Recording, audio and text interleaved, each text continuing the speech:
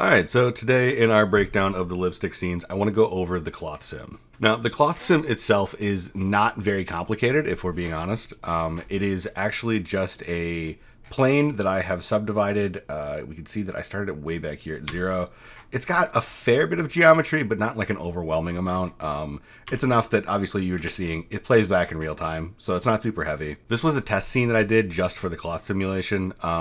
And so what I did is I have this set up, and I believe we have gravity turned off, and our settings for our cloth themselves, if I can actually select them, I've got our quality steps cranked up to 9, and I believe most of this is still just default, I believe. Then I came down to collisions, I cranked this up to 10, and I set my distance to 0. I also enabled self collisions, and I actually forgot to change the distance on this.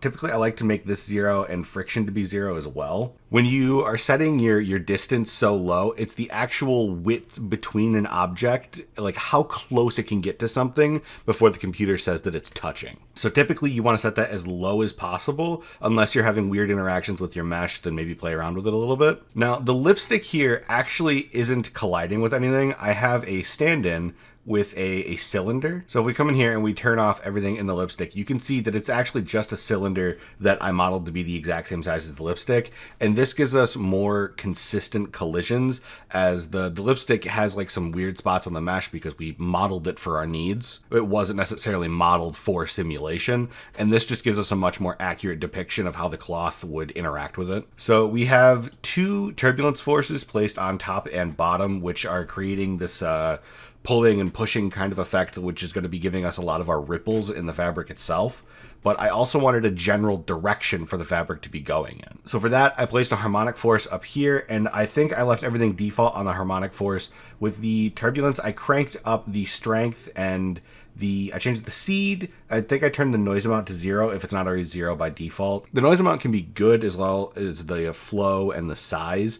But sometimes if your scene is too big or not big enough, it can make the cloth have unrealistic interactions. So I left things default. I just found that that's what looked best, at least for this specific scene. But yeah, I placed the harmonic force up above, and with our cylinder in the center, which is causing our cloth interaction, what it's doing is it's pulling everything upwards towards that harmonic empty up there. And because that interaction is happening in the center, it's causing the cloth to kind of collapse in on itself, which is what I wanted for this shot, where it's kind of like overlapping, and then it looks like we're going to lose our lipstick in the cloth. That's kind of how I wanted the shot to end.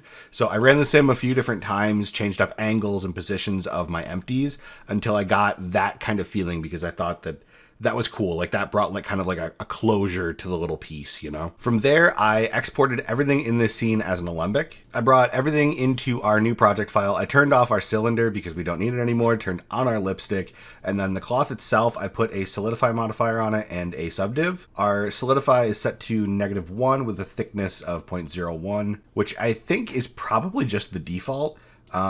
Typically the solidify modifier looks pretty good on its own. If it doesn't, you play with it, whatever, but I think this turned out pretty good. It might even be a little bit thick, but I didn't find problems with it at the time when I made the scene. Subdiv's cranked up to 2, so nothing too crazy. With the subdiv on, we're playing about half speed, which is unfortunate, but it is what it is. Now, if you're having problems with that project file, I think that it's titled Lipstick Scene 6 or Scene 5. It's not the cloth variation. I just noticed as I opened it for the first time since I worked in it, that the Alembic file is missing. I'm sorry if you are also experiencing that. I'm going to re-upload the file and attach it to this one here.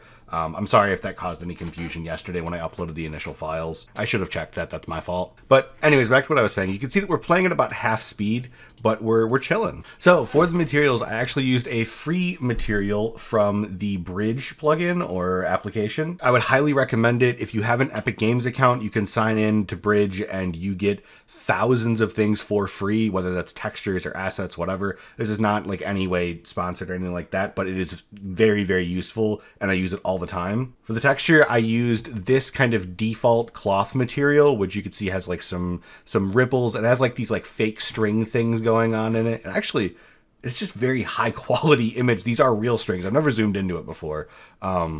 but I thought it looked very good. Then I took the normal map from that as well, and I plugged that in, everything into our mapping node. I played with our colors a little bit. Initially, it was a little too saturated. I didn't like how it looked, so I played with that. And then I threw a mix RGB in, and I used a color dodge on it to kind of get it just a little bit more consistently one tone. I thought that there was a little bit too much red in there and a little bit too much variation in the noise. And then for this, it's pretty basic. I turned our specular down, our roughness up, our sheen tint up, and I think I added the clear coat roughness. I can't remember if this comes in on default. I suppose we can just look real quick.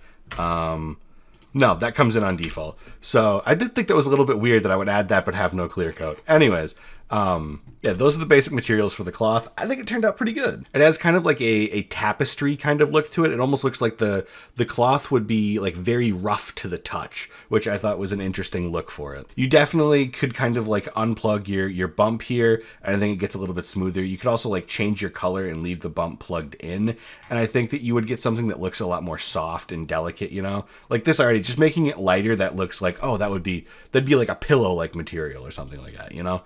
It's all about like tricking the brain into perceiving what's there. I think that might be like a little bit too far and a little too like reading into the art a little too much, but yeah, in a sense, that is what you have to do. So tomorrow we are going to break down the rest of this this piece. There wasn't a ton left to break down this piece, so tomorrow we're going to go over the differential growth sim thing that I did in the background, as well as general lighting for each scene and the rain overlay. Thank you guys so much for watching and being patient with me. If you don't want to wait for these breakdowns, the project files are up on the Patreon already. They're also in the Discord. Yeah, I will see you guys again very, very soon.